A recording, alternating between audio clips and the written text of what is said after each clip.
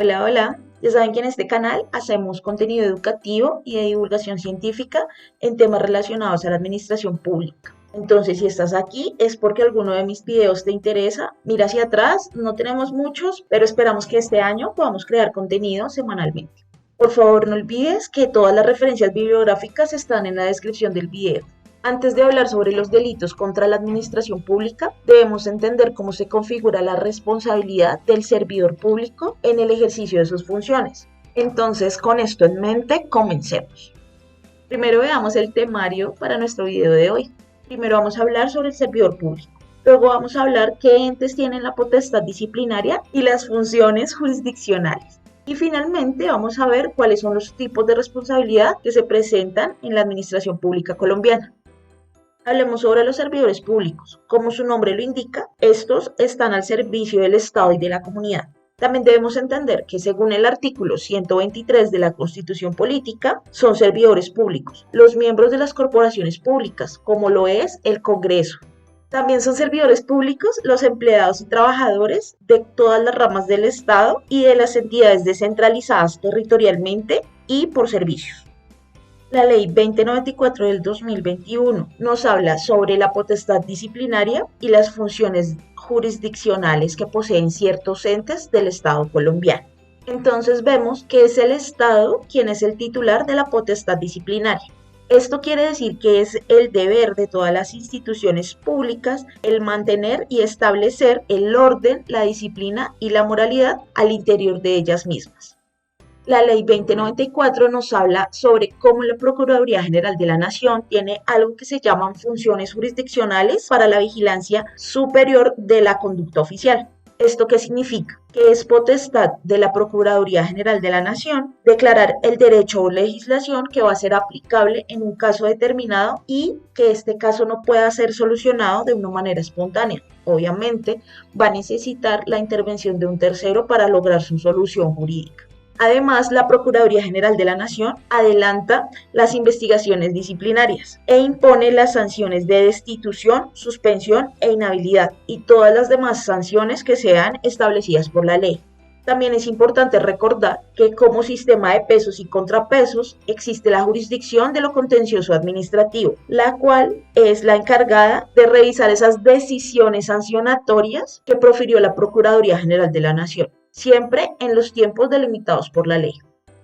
A la Comisión Nacional de Disciplina Judicial y a las comisiones seccionales de disciplina judicial les corresponde ejercer la acción disciplinaria contra los funcionarios y empleados judiciales, incluidos los de la Fiscalía General de la Nación.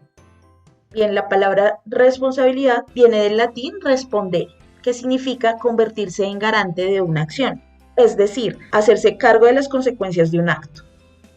Entonces, hablando de responsabilidad, tenemos que los particulares son responsables ante las autoridades por infringir la Constitución y las leyes, mientras que los servidores públicos, aparte de ser responsables ante las autoridades por infringir la Constitución y las leyes, igual que los particulares, también son responsables por la omisión o extralimitación en el ejercicio de sus funciones.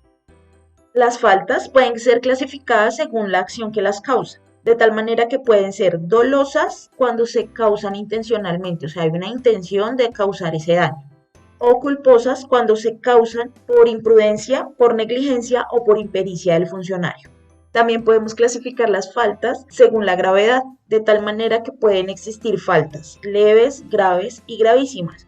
Y en el caso de Colombia existen las gravísimas especiales, las cuales son faltas exclusivas de los funcionarios y empleados judiciales y aquellos servidores públicos que ejerzan funciones de dirección, administración, control y vigilancia sobre las instituciones penitenciarias y carcelarias.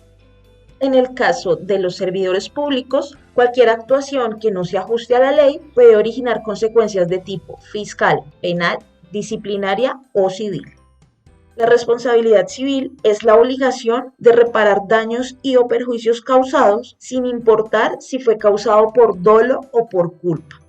Deben existir tres elementos para que exista la responsabilidad civil. Estos elementos son las partes. Entonces deben existir una parte que cause daño y otra que lo padezca, siendo la causante la responsable de indemnizar.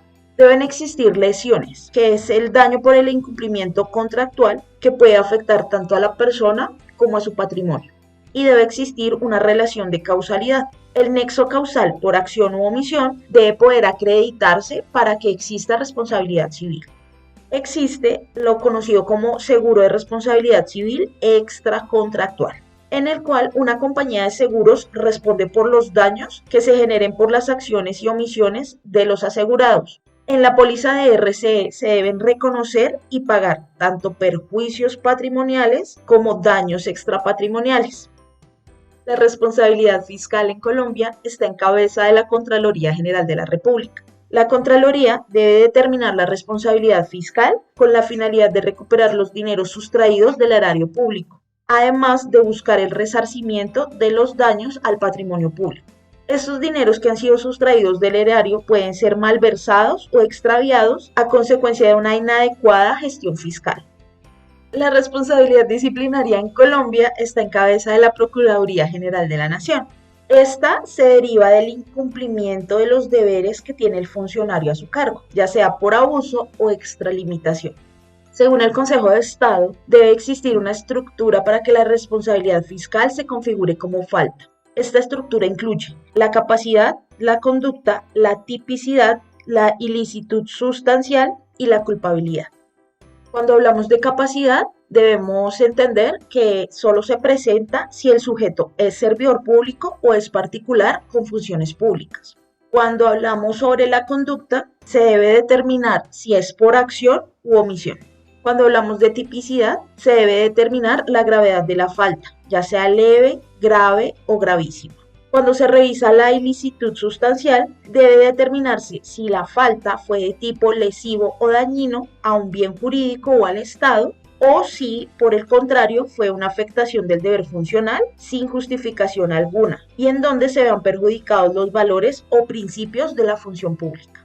Cuando se revisa la parte de la culpabilidad, hay que determinar si existe culpabilidad psicológica, ya sea dolo o culpa, y culpabilidad normativa. La responsabilidad penal son las sanciones legales que se aplican a los servidores públicos por la comisión de delitos contra la administración pública y que sean configurados como punibles ante la ley. Entre los delitos contra la administración pública que poseen responsabilidad penal podemos encontrar el contrabando, el lavado de activos, la evasión fiscal y los relacionados a la corrupción. Bien, y esto ha sido todo por el tema de hoy. Por favor, ténganme paciencia, voy encontrando cómo hacer los videos de una manera más eficiente, entonces no todos van a coincidir, esperamos que en el futuro sí suceda. Y ya no me resta nada más por decirles, más que